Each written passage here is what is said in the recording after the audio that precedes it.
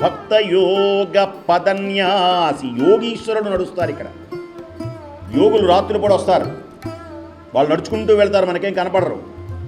వాళ్ళు కనపడకుండా ఉండటానికే వెళ్తారు. వాళ్ళు కనపడ్డారంటే మళ్ళీ వాళ్ళ చుట్టూ మనం చేరుతాం అనమాట. ఆహా బాగున్నావా, ఓహో బాగున్నావా అని. వాడు గడ్డం పీకేవాడు ఒకడు, మీసం పీకేవాడు ఒకడు, వింతగా చూసేవాడు ఒకడు, ఒంటి నిండా విభూతి ఉన్నది ఏమిటని చూసేవాడు ఒకడు. అంటే మనకంటే విచిత్రంగా ఉంటారు కాబట్టి. భవదురిత శాత్రవకరాసి వారణాసి, పాపాలు అనేటువంటి భయంకరమైన అడవులు పెరిగి ఇక్కడికి వస్తాం. కొందరు ఏడుస్తుంటారన్నమాట. కొందరు ఇక్కడికి వచ్చేవాళ్ళందరూ భక్తులేం కాదు, ఇక్కడికి వచ్చేవాళ్ళందరూ భాగ్యవంతులేం కాదు. మామూలు వాళ్ళు వస్తారు, కష్టాల వాళ్ళు వస్తారు, భాగ్యవంతులు వస్తారు, భక్తి లేనివాడు వస్తాడు. దేనికో తెలుసునా, ఏదో కాశీ వెళితే కాసేపు అందరితో కూర్చోవచ్చు, రోజు పూజలు ఏం ఉండవు అక్కడ కొందరికి. అంటే మీ అందరికీ ఉన్నాయిలేండి, మీ సంగతి కాదు నేను చెప్పి.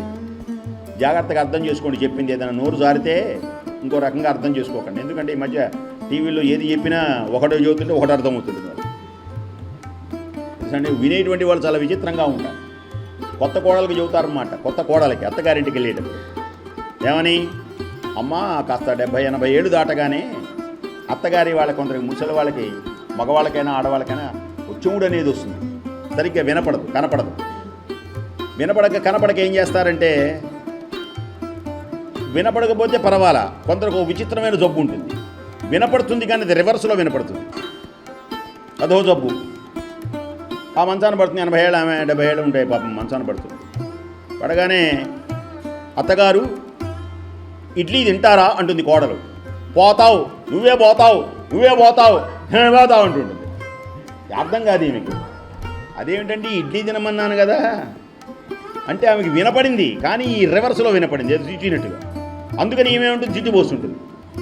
అందుకని ఆమె దగ్గరికి వెళ్ళి ఏమనాలి, ఓర్పుగా కోడలు ఏం చేయాలి, ఓహో ఇది ఒక పెద్ద జబ్బని పురాణాలు వినగా నూరినారాయణమూర్తి గారు చెప్పాడని జాగ్రత్తగా వెళ్ళి జాగ్రత్తగా ఆమెను దువ్వి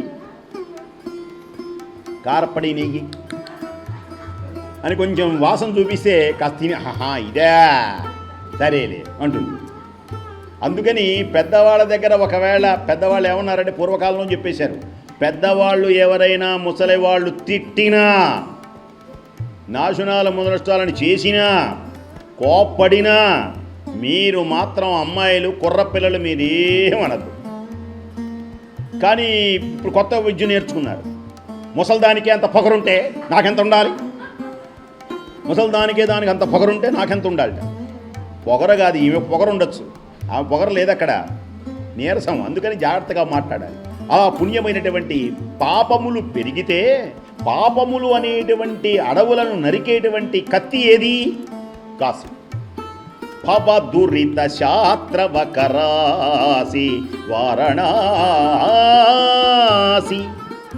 స్వర్ణదీతట సంభాసి వారణాసి.